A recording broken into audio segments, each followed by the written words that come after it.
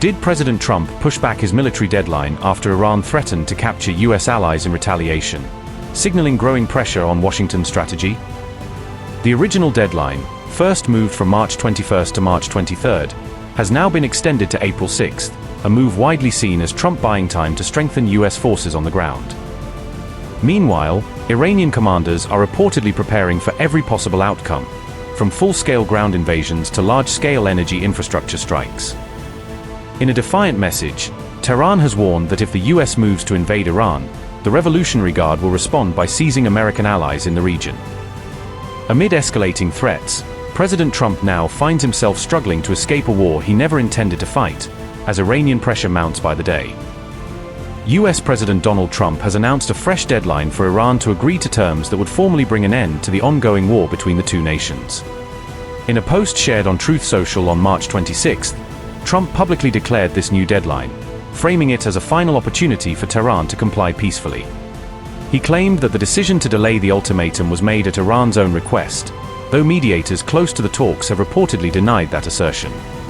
According to the Wall Street Journal, Iranian officials made no such appeal and instead want Washington to scale back what they see as unrealistic demands. Trump said, quote, "As per Iranian government request, please let this statement serve to represent that I am pausing the period of energy plant destruction by 10 days to Monday, April 6, 2026, at 8 p.m. Eastern Time. Talks are ongoing and, despite erroneous statements to the contrary by the fake news media and others, they are going very well. Thank you for your attention to this matter." On March 21st, President Trump issued a stark warning to Tehran, threatening to bomb Iran's key energy infrastructure within 48 hours if the regime refused to reopen the Strait of Hormuz. 2 days later, on March 23rd, Trump announced that he was granting a brief reprieve, delaying the planned military strikes by 5 days, moving the new deadline to March 27th. The US president claimed that Iran had privately reached out to express interest in striking a deal, but Iranian officials swiftly denied any such communication or diplomatic progress.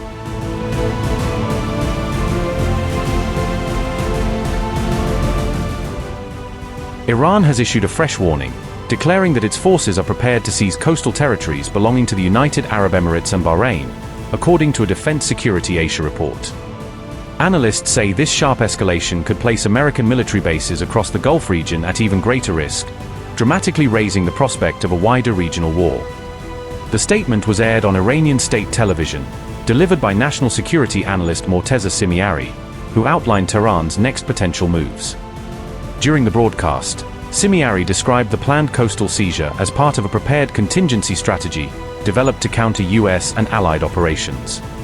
Tehran's threat surfaced just as reports emerged of President Trump's internal discussions about launching a possible ground invasion inside Iran. Experts believe this latest statement signals a dangerous shift in Tehran's approach, from long-range missile strikes to an emerging focus on close-quarters warfare.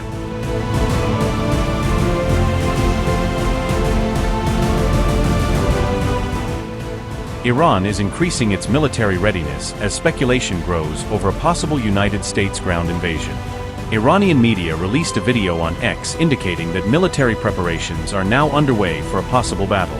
The footage showing those war preparations was released by Iran military media on March 26. Armed soldiers prepared for combat on land and in the air could be seen in Iran's military video. Iran also suggested that proxy groups across the wider Middle East region may join the battlefield. Iran described itself as a true master of ground warfare in an open challenge directed at US troops. A military source told Iranian news agency Tasnim that more than 1 million fighters are ready for battle.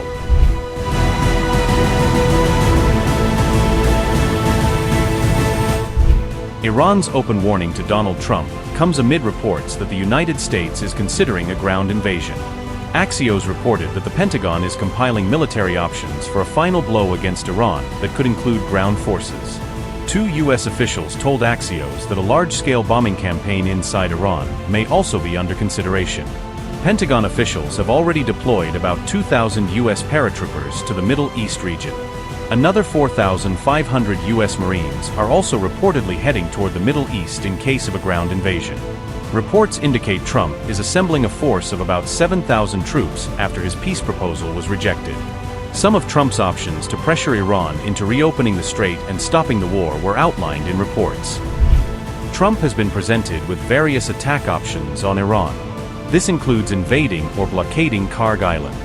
Another reported option involves invading Larak, an island tied to Iran's control over the Strait of Hormuz. A separate option involves seizing Abu Musa and two smaller islands near the western entrance to the strait. Another measure could involve blocking or seizing ships exporting Iranian oil on the eastern side of Hormuz. Trump is reportedly prepared for a ground invasion if diplomatic efforts with Iran fail again. On March 26, Donald Trump repeated his claim that Iran was asking for a peace deal. Trump has not identified who the United States is negotiating with in Iran, referring only to a top person. Earlier reports said Iran had rejected Trump's 15-point peace plan as too excessive.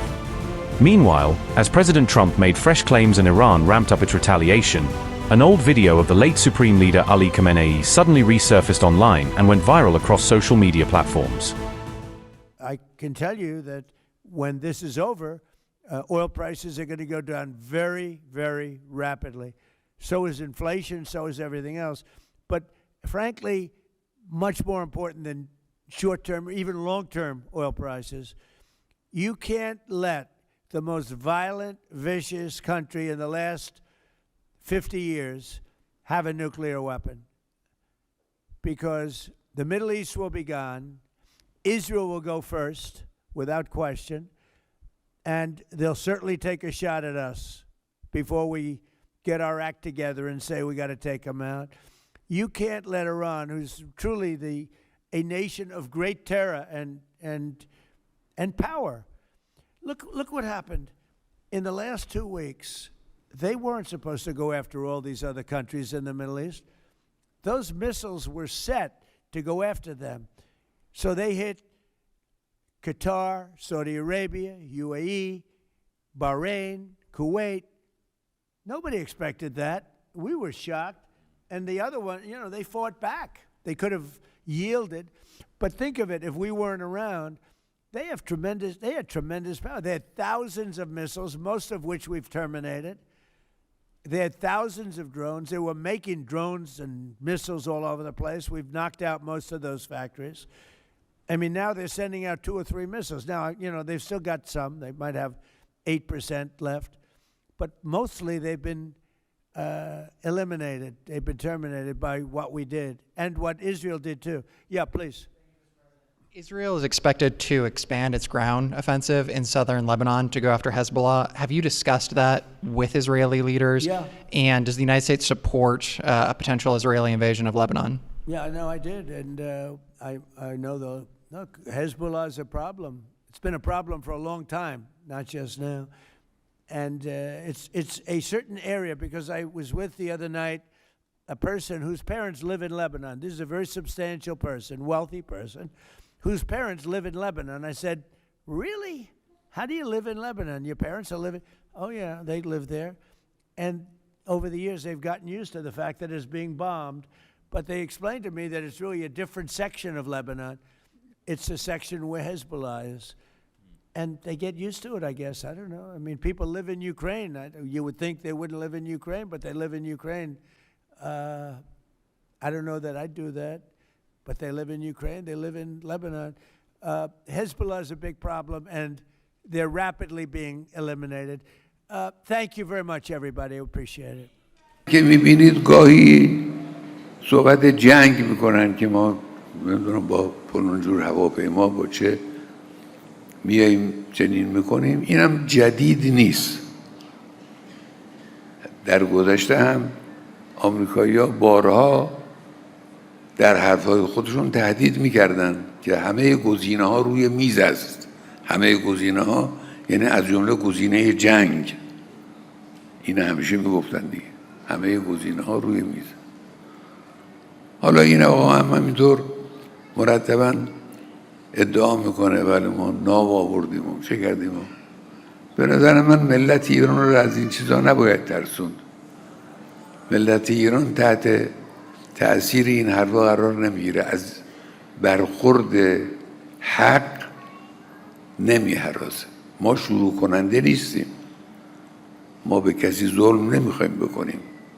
به کشوری حمله نمیخوایم بکنیم. اما در مقابل اون کسی که طمع داشته باشه حمله بخواد بکنه اذیت بکنه ملت ایران مشت محکمی به او خواهد زد.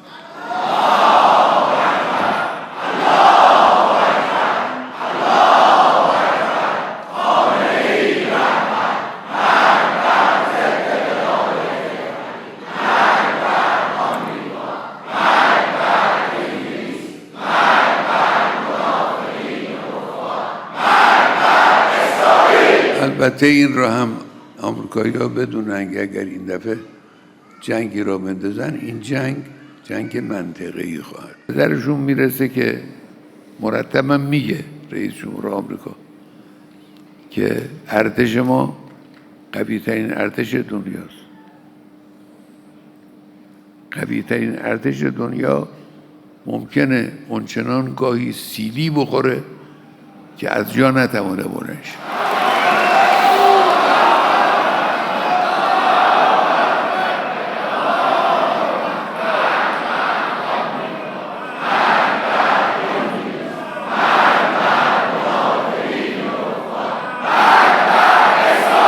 هی میگن ما ناو فرستادیم طرف ایران. خیلی خوب، ناو البته یک دستگاه خطرناکی است، اما خطرناکتر از ناو اون سلاحی است که میتوانه این ناو رو به قعر دریا، فایی هم که رئیس جمهور آمریکا میزنه که من را اشاره خواهم کرد، گاهی تهدید میکنه، گاهی میگه باید فلان کار بشه فلان کار نشه. این معناش این است که اینا در پی تسلط بر ملت ایرانن. ملت ایران درسهای اسلامی و شیعی خودش رو خوب بلده، میدانه که چه کار کنه. امام حسین علیه السلام فرمود مثلی لا یبایع یزید، کسی مثل من با کسی مثل یزید بیعت نمیکنه. ملت ایران در واقع میگن مثل ما، ملتی با این فرهنگ، با این سابقه، با این معارف عالی به سردمدارانی مثل افراد فاسدی که امروز بر سر کارند در آمریکا بیعت نخواهد کرد. درباره انرژی هسته‌ای شما با هم مذاکره کنیم و نتیجه مذاکره بشود این که شما این انرژی رو نداشته باشید. اگر مذاکره باید انجام بگیره واقعا جای مذاکره نیست. اگر بنا شد مذاکره انجام بگیره، تعیین نتیجه مذاکره از قبل یه کار غلط و ابلهانه است. خب تو میگی بیا با هم حرف بزنیم درباره فلان موضوع به توافق برسیم، چرا نتیجه رو معین میکنه؟ باید حتما به این توافق برسیم.